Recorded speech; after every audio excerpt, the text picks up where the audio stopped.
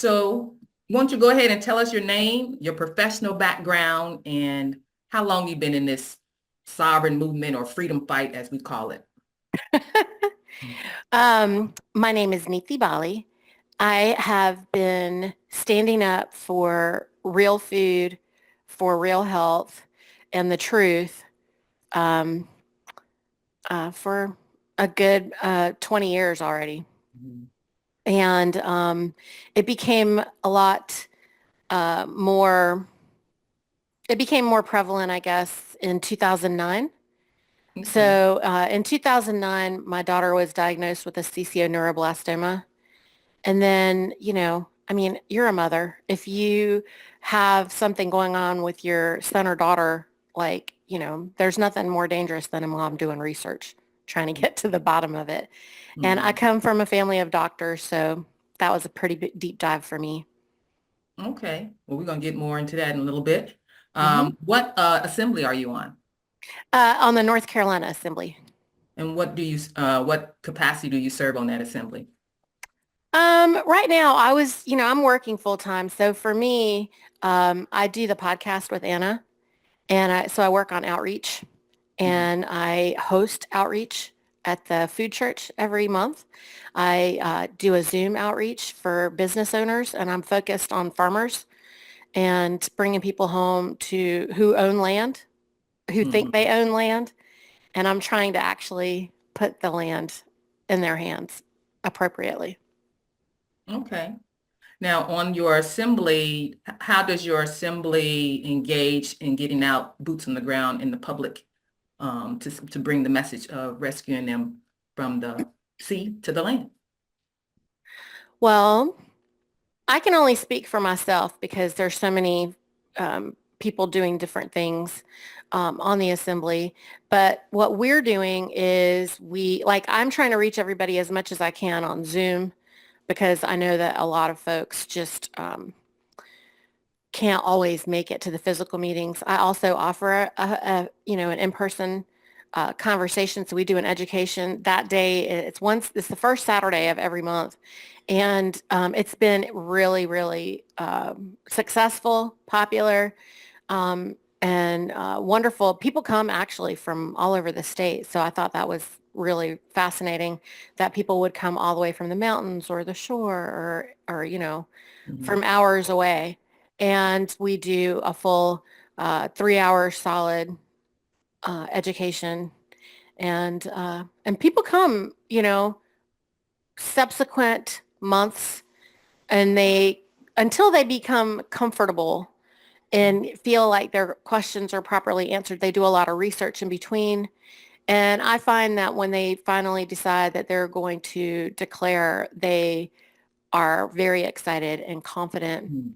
Mhm. because they've been able to have some time to do some of their research, but also to come and ask questions in the flesh. Okay.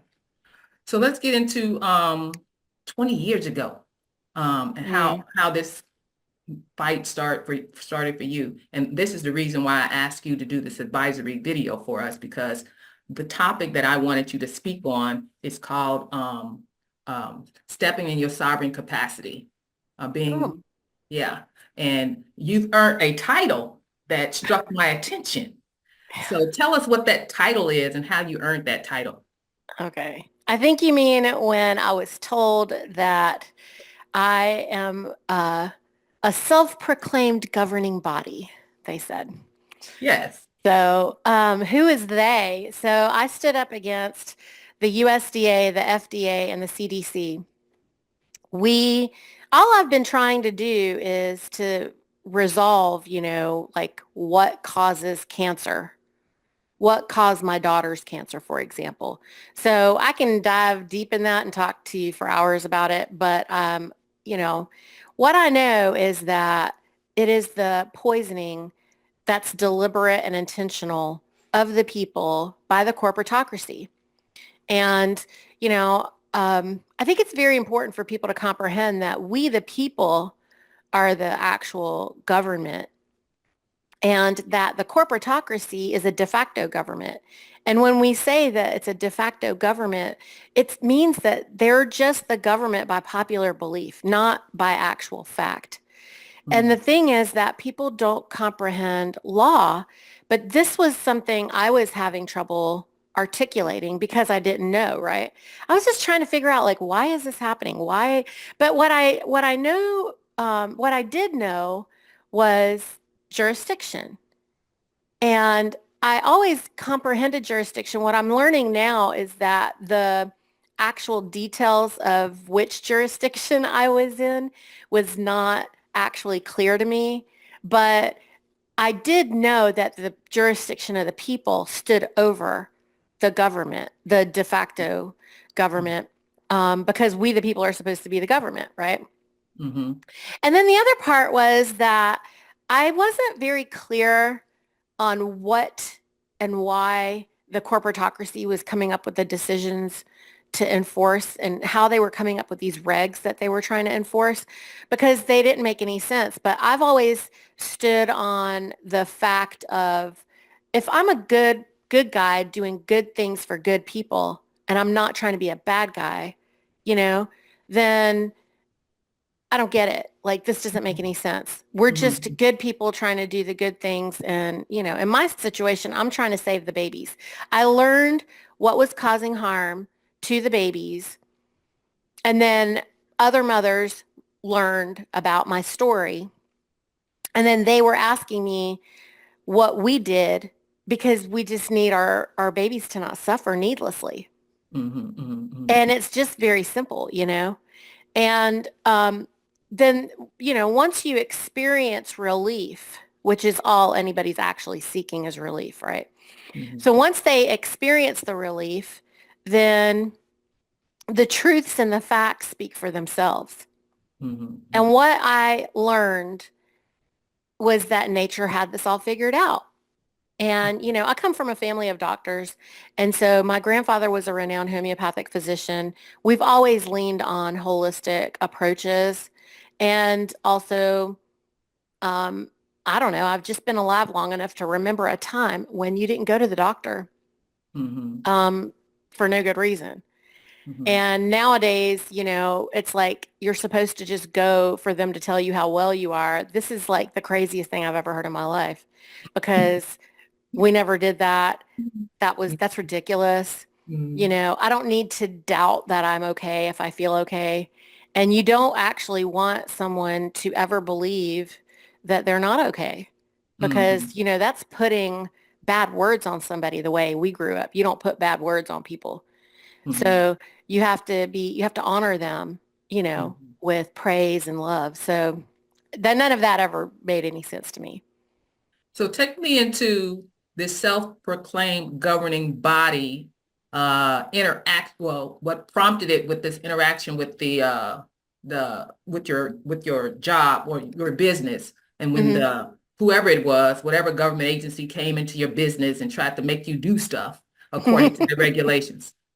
Yeah, so this was fascinating to me. I am a mom, mother of three babies, and I was just, working with the community to distribute regenerative meat and raw milk and butter, things that were not adulterated with vaccinations, with any kind of chemical interference. No, like all the livestock were being fed their traditional diet that would allow them to be healthy. And, how do we know they're healthy? Well, when you process them, then you're doing an autopsy basically. And if their organs and everything are, intact and everything is good, then, that's how you know that it's healthy. It's pretty easy to see. And when you see that versus confined animal feeding operations, I mean, it's like night and day. So, um, like I said, I was just, and this is the interesting thing. When the USDA and the FDA and the CDC came after me, I was so small. Like my business was so small, Louise. I was running it out of my house still. Mhm. Okay. And um, they were really focused and honed in on me while I was working out of the house. And then we had over 500 members at one point, and we moved into a building. So this fun fact, anybody who does PMAs, like the uh, private member associations that everybody's, like really trying to promote right now, you can't, in a PMA, you can't serve more than 500 people if you do a PMA. Mhm. I just want people to know that because private member associations are not a solution. But I wasn't doing any of that. I was just a mom and I wasn't structured in that way. I structured my business like a church because my main uh, thing that I was concerned about was being able to speak. It Mhm. wasn't appropriate, supposedly, it wasn't legal for me to explain to mothers how to nourish their babies so that they weren't malnourished, so that they would thrive and so that they could overcome disease. And so using food as medicine is illegal. And basically everything I wanted to do was illegal because it's of life-giving force, okay? Mhm. And obviously that goes against the corporatocracy, which is all based in dead fiction. Well, I didn't know that part of it, but what I knew was that what I was doing was the right thing and there wasn't anything I was doing wrong and I wasn't causing any harm and everybody who I was working with was only getting better. But why do these people even care who I am? I'm just Mhm. this little old mama on the street, at my house working out of my garage. Well, when I moved into brick and mortar, then all of a sudden, oh, now this man who used to come and inspect our garage freezers is completely a different man. Now he's looking at me like I'm some kind of criminal threat or whatever. And he literally turned into a different, like a Dr. Jekyll, Mr. Hyde kind of guy. Mhm. Okay. Mhm. Like, wow, that's incredible. And I just said, Your organization changed, like you changed paperwork or anything at the time? No. Okay. no, Well, mm-mm, okay. Go ahead. no, no, no. I've never been big on the paperwork, just for the record. I've Mhm. never been big on, um, look, people incorporate because they want to, they're seeking some kind of bankruptcy protection or something. I wouldn't have thought about it that way. And I wasn't thinking about it that way. It had nothing to do with that. This had nothing to do with money for me. It had everything to do with babies not suffering. That's Mhm. all. And the truth going to the mothers. That Mhm. was it. I'm Mhm. just a truth speaker. Like that is the job. That's all. And the only way for them to heal and find remedy is not to eat poison. Okay. So I needed to get clean food into the mother's hands. That's the gig. That's it. So And this so, Dr. Jekyll and Mr. Hyde, what did he do? Or what happened? so, so he's trying to tell me that he needs to inspect my freezers. And at this point, he's just mean. He's just mean, just being ugly. And I Mhm. just decided, I don't really need this. I said, never mind. I don't think I'm going to do this anymore. And he's like, what are you talking about? I said, first of all, you work for me, okay? Because you're the government. If you're the government, you work for me. And you are to protect the people. That's what you're here for. You're here to keep everybody safe, right? So if Mhm. that's what you want, then there's nothing going on here that is not safe. It is the safest. Mhm. It is the safest. So no, thank you. Thank you so much for your service. Like, we're not interested. And he was like, you can't be in business without me. I said, yes, I can. And he said, no, you can't. And I said, yes, I can. I said, you want me to be on your list so that other people see me on your list and then they can see that I'm on your list. And that's supposed to make them feel better.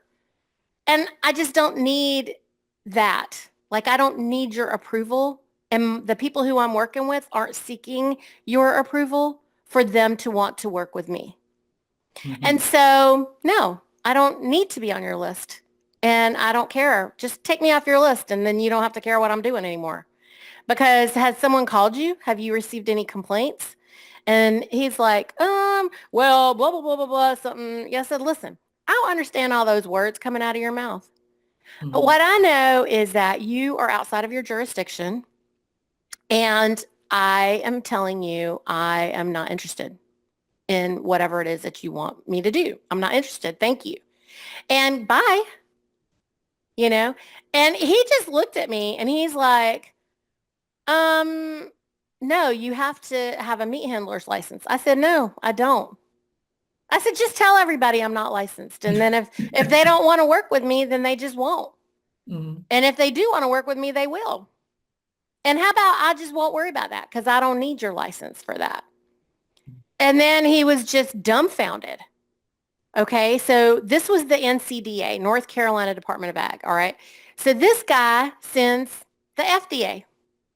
Mhm. I told him the same thing. Then these guys now come back with the USDA. And now they're like, oh, you can't be in a commercial space and blah, blah, blah, blah, blah. And then they said that they were going to call the fire marshal and shut my business down. To which I was like, what in the world does the fire marshal have to do with this? Mhm. Then I had to look into that. Okay, like why? Because the fire marshal is the only guy that can say that my leased out space doesn't meet whatever criteria, Mhm. and that would make the leasing company like make me lose my lease. And so I guess what, I'm coming from a background of real estate, and I already know this. And so I had already They don't know talked. that you know this. They don't know what I know. But when he's saying that, I'm like, well, the only reason you call the fire marshal is for the fire permit. I mean, like, I'm racking my brain. Like, how does this have anything to do with my meat handler's license and the USDA and the FDA, right? And so I went and I talked to my leasing company and I said, listen, what I am doing is fighting for the babies. And I explained to them what I'm doing. I said, listen, you're going to get your money. Like, you don't even worry about that. I said, unless you have a reason that you don't want to make money, then you just let me know. Because as long as I have the lease here, um, you will get paid. And the USDA and the FDA and the CDC are outside of their jurisdiction because I am a teaching space. This is a church. Mhm. And you know what's funny about churches? Churches can feed people anything they want. Mhm. It doesn't have to meet any standard. Did Mhm. you know that? Mhm. If you Yeah. go to church, they Mhm. could just feed you trash out of the trash can, and with their dirty hands, they can just urinate all over it and do anything they want and give it to you. And nobody is going to say one word because you know, they're not regulated Mhm. for food. Mhm. And people in churches normally are known to just want to take care of the community and serve the community. But they have no such regulation over a church. So I told them, I said, this is my food church. And I had set my business up as an educational space. I said, Mhm. I'm teaching mothers how to take care of their babies. This is my service. This is my philanthropic, offering for the community. And they were like, okay. And I said, so as long as you want your church money, then you will get it. And so they're going to try to come and tell you something. I don't know what this fire marshal is about to try to do, but I just wanted So you is to know. this recent that No, they're no, doing this? no. This was Oh. 16 years ago, girl. This was Oh. back in, sorry, maybe what was it? 2016, whenever, Mhm. oh, So 10, 14. how did it end? So it was really awesome. The fire marshal was called, and the fire marshal came over, and the fire marshal inspected the space. And the fire marshal said, I don't really know. I don't see any electrical problems or anything here. And I go, okay, thank you so much. And then Mhm. he just left.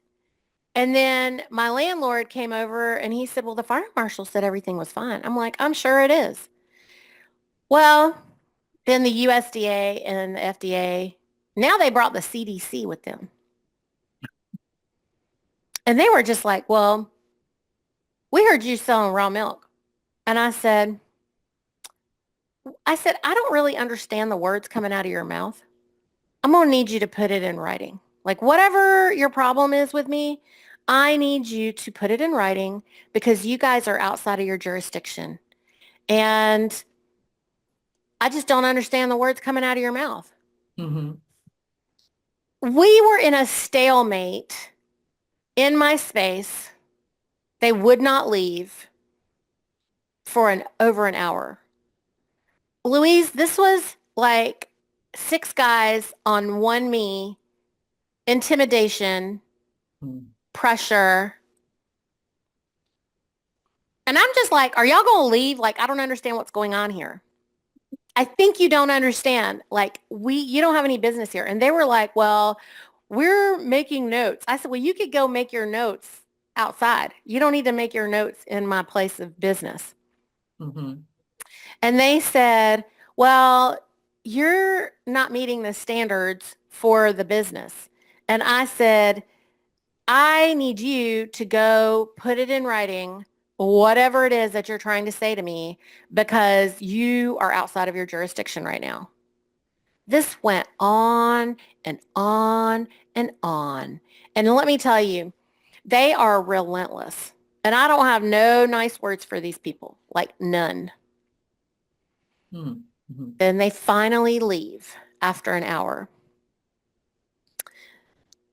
I'm supposed to, if I were to keep my meat handler's license, I'm supposed to just get inspected once a year. These crazy people had been coming every second week or so until that moment. And that was, I think that was about 45 days Mm-hmm. from the beginning to the end of that moment. Mm-hmm. And right before this last visit that I was just telling you about, I forgot that they had come and they went to my landlord, said they were going to shut me down and that the fire marshal would be coming the next day. And that was the order of that. Okay. But I had already talked to them and like warned Mm-hmm. them and whatever. They were relieved that the fire marshal thought everything was fine. Right. So now 30 days goes by, 45 days go by, and it's the 4th of July weekend, or we're walking into the 4th of July. And I had a young lady who was working for me, and she was at the shop.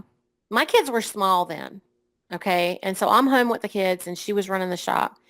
I get a phone call, and she's like, the USDA is here. And I'm like, oh, what is going on? Like, this is on going into the 4th of July week, right? And we're trying to leave for the beach. Of course, they show up. So I go over there and, now I got babies with me and everything. And I get there and they're like, look, we have to inspect the freezers. I said, listen to what I'm saying to you. You need to put in writing whatever it is that you're trying to do here, but you're outside of your jurisdiction and you have no business in my place here. Mm-hmm. And they said, no, you have to let us in for this, that, the other inspection. I said, no, I don't have to do anything. You need to get out. Mm-hmm. And it's little old me and these big giant guys. I mean, they're armed. Mm. And I'm And just like, like, what is wrong with you? are they in the building or just at the door? They were waiting for me in my lobby. And that girl, the girl that was working with me, she is a powerful teenager. She was 17 and she held them right there at the tables. Mm-hmm. Mm-hmm. I mean, I told her, I said, you keep them right there and I'm on my way. I mean, and she was so brave Mm-hmm. because they're very intimidating. Mm-hmm. And I said, you ask them, because she had me on, I said, put me on speaker. I said, you guys sit down. I am watching you on my camera and I will be there in just a minute. Mm-hmm. Okay. And I called my husband. I told everybody what was going on because I got to go there with the kids, right? Mm-hmm. So I go over there and they're just like, listen, you have to be inspected and you have to have a license and you have to do this, that, the other. You're a danger to the community. I said, no, I'm not. I said, and I don't understand what the words are that are coming out of your mouth. I said, whatever it is that you want to say to me, you better put it in writing. Mm-hmm. And if you're not going to put it in writing, I have nothing more to say to you. You are outside of your jurisdiction. You must leave. Now I know I can say more. Like now I would say things like, I don't entertain solicitors. Get out. Mm-hmm. Now I would say, oh, let me talk to you. Come on, let's go stand outside. You know, And then now, close the door on yeah, them. like anyway, that was another 2 hour stalemate and then they left. Mm-hmm. Now, right after the 4th of July, like we went to the beach and we came back. I shut the business down. I could never leave it open. What I had decided was I cannot be open if I'm not there Okay. because no one else can work for me and no one else can help me and no one else can stand up to them like that, right? So we take our trip. We come back. Now someone is at my door Your house door? at my house. Now they come to my house. Now, at this point, I have learned that I don't want them on my porch. I mean, they're at my house, right? And my kids are inside. They're small. And I'm talking Hmm. about 5, 4, 3, 2, 1. Like they were young. Okay. So I'm leaving my babies in diapers in the house. And I shut the door. I said, I need you to call daddy because my 5-year-old knew, like, how to call dad. And I said, you get daddy on the phone and you talk to daddy. I'm going outside. Do not open this door. Okay. And I go outside and I'm asking them, I'm like, I'm going to need you to back up, get down off the porch. Then I walked them all the way down to the street. Mm. And I got to the edge of my driveway and I said, what do you want? They said, we need to inspect your business freezers. We need to inspect your garage. We need blah, blah, blah, blah, blah. And what they want me to do is say, do you have a warrant or something like that? None of which I said. I said, listen, you're going to have to put in writing whatever it is that you're trying to say because the words that are coming out of your mouth don't make any sense to me. I do not understand the words that you are speaking. I don't know what you mean. So Mm-hmm. go put it in writing and give me something in writing. Mm-hmm. And we can have a conversation about that. I said, I cannot talk to you because I don't understand the words coming out of your mouth. You were outside of your jurisdiction. Those guys made me stand on the street for an entire hour before they would leave. Mm. Mm. Now they finally leave. And then 3 months later, Okay. this is the last interaction I have with them. 3 months later, now it's been almost a year, right? Mm-hmm. So 3 months later, one of our members took their food, took some of their sausages and some of their raw milk and stuff, and went to visit some family in South Carolina. And they cooked some food for the family. And apparently the dad made some oatmeal using the raw milk and served it to the nephews with his own, kids. And one of those boys got sick. He ended up in the hospital. And the doctors are like, well, what did he eat? Blah, blah, blah, because he's having some digestive problems. And the mom's saying, well, he had all the stuff that he would have ate out of the grocery store. And then he had this oatmeal with the raw milk. Well, they were just stuck on the raw milk. Oh, it must be the raw milk. This child is suffering. They're not paying attention to what's happening with the baby, just only interested in who sold the raw milk. Mm-hmm. Now I'm getting calls from this woman and she's like, hey, Niti, I need to know the name of the farm that we get our milk from. And I'm like, no. And she's like, what are you talking about? I go, nobody's ever going to know who is raising the milk for us because there is this problem with raw milk. There is a war against raw milk. And I said, so, nope, what's going on? So she's telling me what's going on. I said, so you're telling me that your husband cooked the milk into the oatmeal and which nobody should eat oatmeal. Let's just start there. That would probably create more of a problem than the raw milk. Okay. But on top of that, It's been cooked to death. Okay. So if there were any pathogens in it, at this point, there's nothing alive. There's no bacteria alive in that. Okay. Mhm. But I said to her, I said, A, what we offer you guys is liquid animal feed. If you fed it to other people, I don't know why. That's number one. Number two, we've told you not to share the things that you get from us because what we offer is real food. It's not adulterated and it doesn't meet any standards of the government, the de facto, government regulations, because their regulations require everything to be dead. Yeah. Mhm. And we're alive. And so the only way we can be nourished is to eat living food. We can't eat, something that's blank like that. Okay. So I don't know. I just don't know what you're talking about. And she's like, this is serious. He's in the hospital. I said, you're talking about somebody who feeds their family Jimmy Dean sausages and crap out of the grocery store, and you want me to care about this? No, ma'am. That's not happening right now. Mhm. I said, I'm sure that that baby has a lot of issues going on, and they are not looking at that baby. They're concerned about a farm. What's wrong with them? Why Mhm. are they not concerned about the health of that baby and they're just concerned about coming after some business? How Mhm. is that helping the baby? How is this creating a solution for the baby? To which she all of a sudden was like, you're right. Like they're so stuck on this. They're not doing anything else. Really? Yeah. The I baby go, sitting there suffering. the baby's suffering. You trying to go after a business. How is that going to solve whatever's going on with the baby?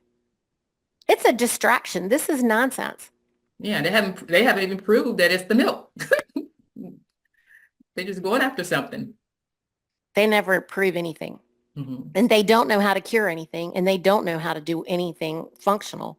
Mhm. So in any case, I said, listen, go take care of the baby, and we are lifting you in prayer.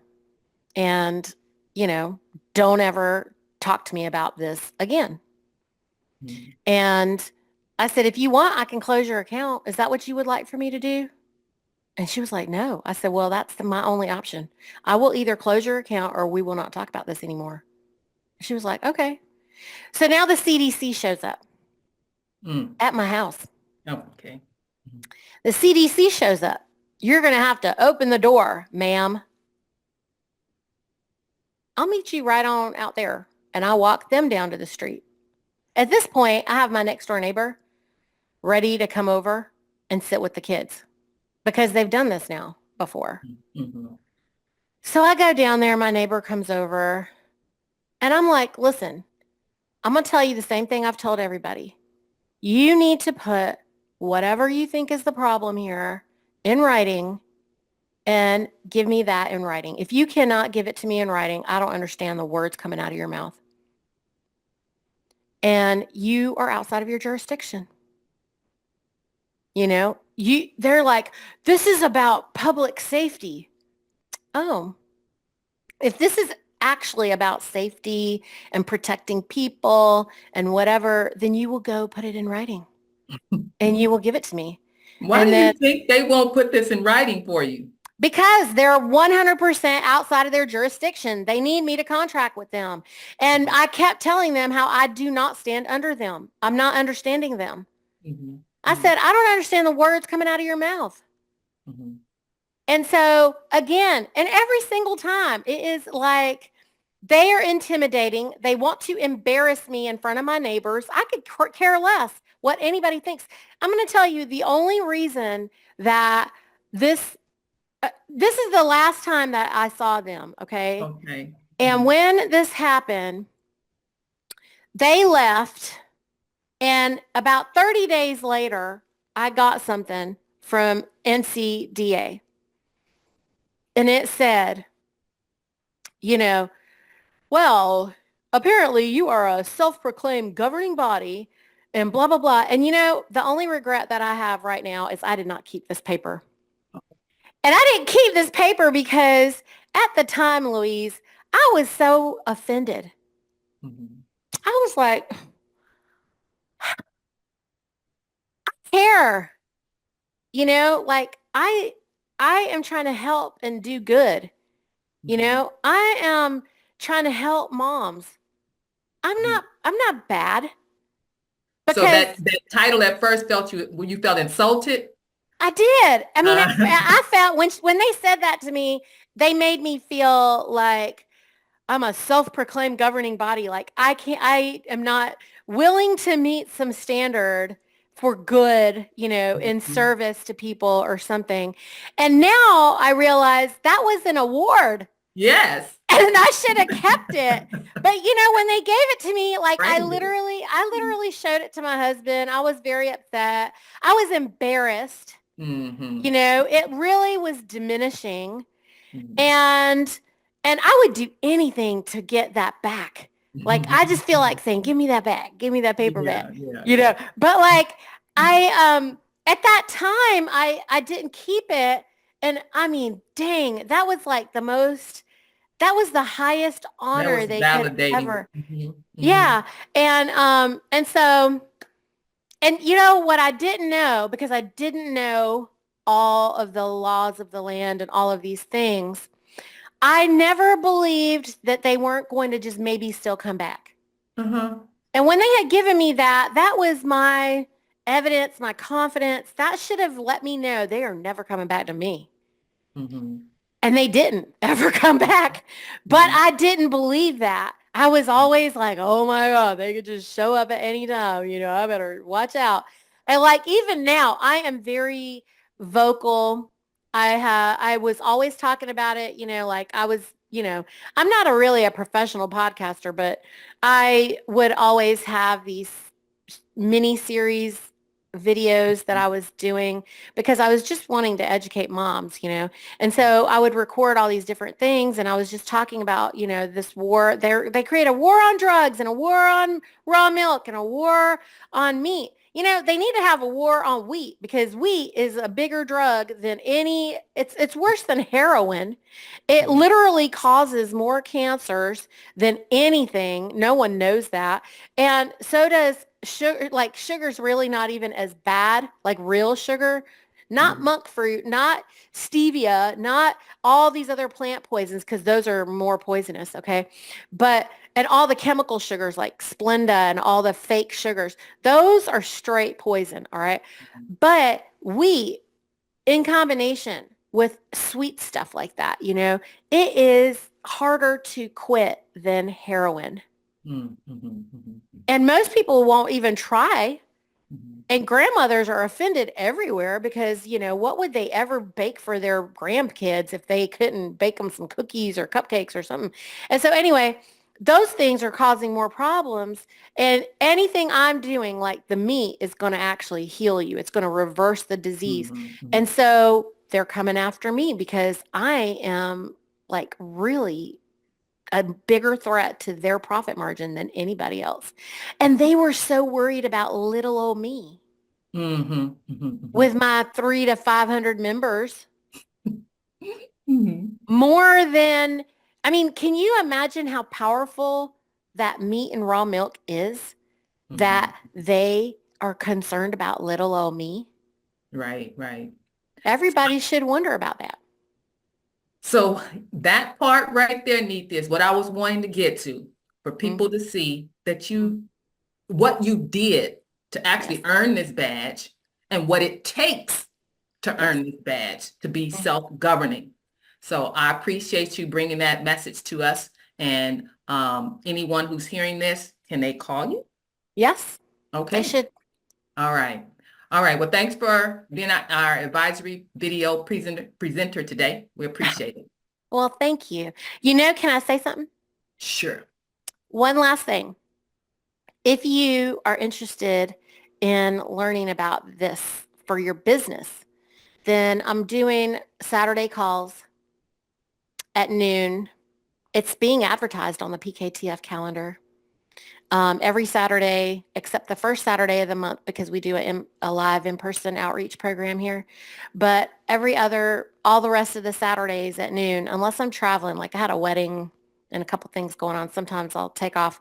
But otherwise, at 12 o'clock noon, bring your ideas and things that you're trying to unincorporate for your business, and let's talk about it, because you know what Anna says, we got to get the businesses unincorporated. Right, right. I'll So, put all that information in the link of this okay. video when we post it, and I'll get it all for you. All Thank right. you. Thank you. You have a good day. You too.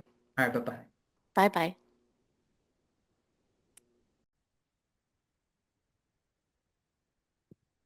Okay, Niti, so I want to ask you this pertinent question.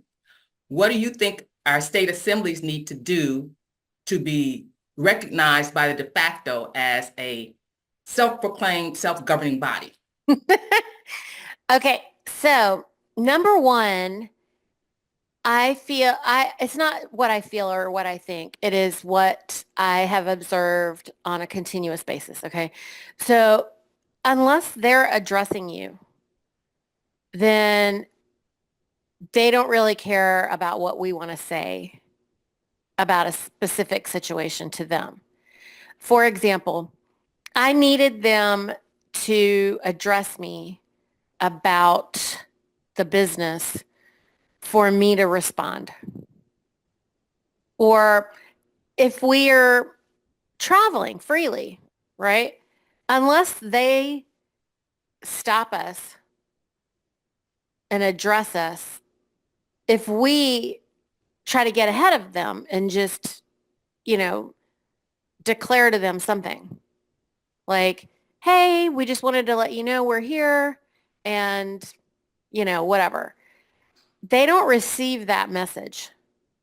It's Mhm, kind of like they just ignore you unless and until there's something that they want to address you about. mhm, Like, like they must solicit you. Then you must respond to them. So far, this has been my experience. I have observed this for years consistently okay, on all fronts. So I'm not sure that they are going to receive this any differently. It seems like they should receive it differently because it's an assembly mhm, addressing them, but I'm not sure. I mean, we're dealing with brigands. Who knows what they're going to really do? So, you know, um, mhm, we should be prepared for them maybe not to receive it that way. But mhm, mhm. they are, okay, let me put it to you this way. I I sent a notice out to the Department of Transportation, DOT, because I thought that might clear up everything because the DMV is under the DOT. Okay. So this is my logical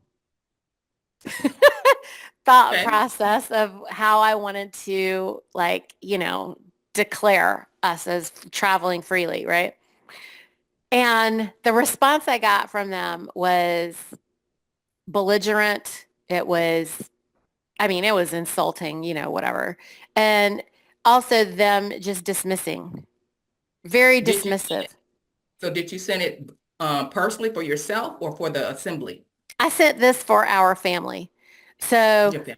I sent it for our family. What I did was I sent a testimony in the form of an affidavit on behalf of our family to the DOT, and I had listed all our tags and everything because I just was like, y'all just want to know if you're swimming with sharks or with, other living men, right? Probably, I don't know.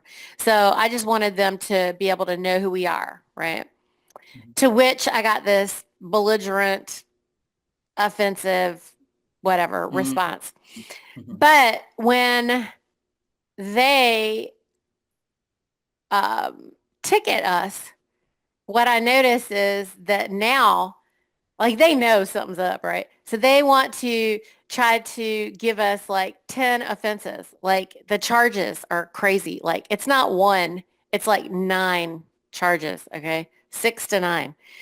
And then I rebut immediately, you know, Mhm. and I have a testimony in the form of an affidavit and I rebut, and they immediately um, I don't know if they immediately stand down. I will say I'm not going to their court. Like I can't appear if I wanted to.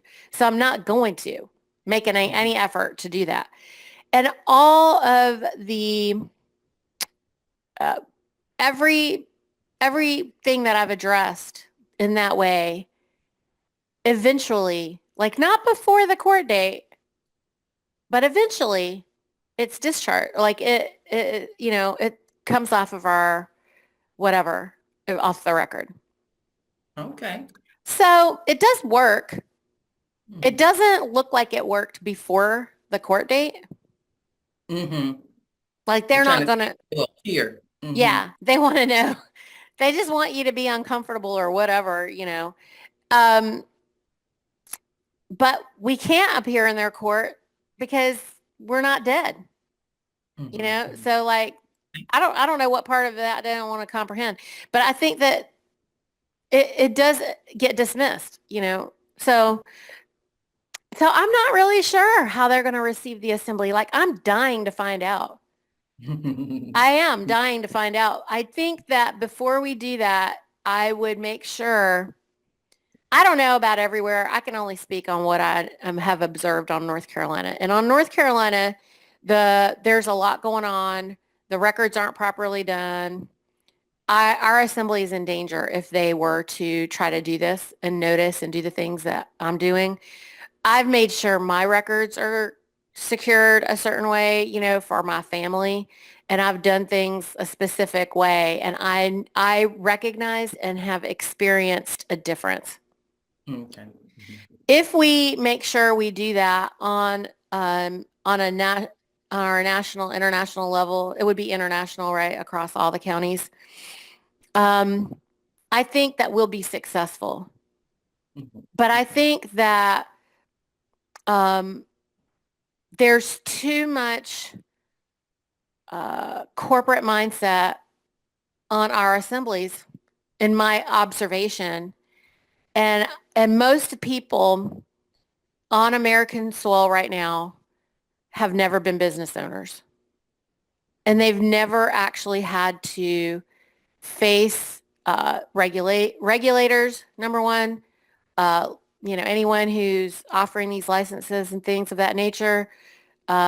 They don't know what's required because they don't operate. They haven't operated in any kind of business capacity outside of being an employee, which is very compartmentalized. And it is my prayer and maybe my warning for the assemblies to recognize this. It's very important because our assemblies are, I mean, I don't know what everybody's assembly is doing. I know our assembly here on North Carolina is out of order. The records are not done the way that they should be. There is some misunderstanding that, you can operate with some kind of assumption that is very corporate minded. Okay. Mhm.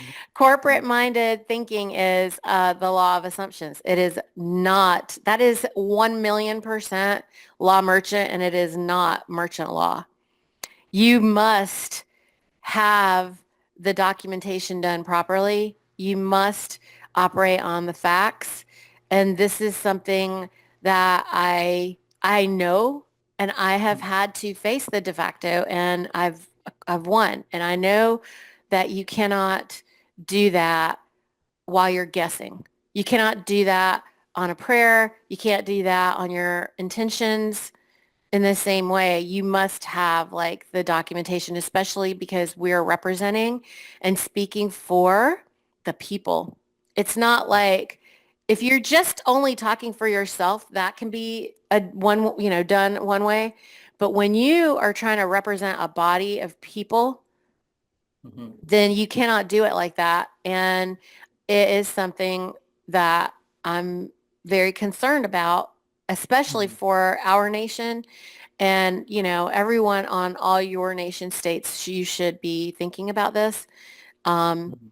and concerned about it. And I really, really want to emphasize that because everyone hasn't gone up against the de facto the way I have. So is your warning for them to make sure the paper, the declarations are correct? Make sure all your declarations are done properly. Make sure they're all sealed. Make sure Mhm. you can see your thumbprint properly. Make Mhm. sure you have autographed your name that's legible. Make sure it's in cursive. Make sure it's in the right color ink because jurisdiction matters for all of this. It's very important. Jurisdiction is everything. Mhm. And if you are not operating in the correct jurisdiction, you're going to have a problem. And I mean, I'm not willing to test it because I already know it doesn't work. Okay. And they comprehend jurisdiction clearly. And they also comprehend um, affidavits clearly. They will respond to the law. They follow that order. And how is Anna successful? She operates in that, right? Mhm. Otherwise it wouldn't work. Like a lot of people just think she isn't just halfway doing this. When she says that your intention matters, and so if you've done something with a clear, like clean hands and, good intentions, it's fine when you're doing it for yourself. But again, when you are doing this for a body of people and our government's work is to protect the people and the assets, right? Right. Mhm. And if we're not, the assets are the paperwork, Mhm. Mhm. make sure it's done right. So I'm just pointing that out. Okay. Well, thanks, Niti. Thank you. All right. Bye-bye.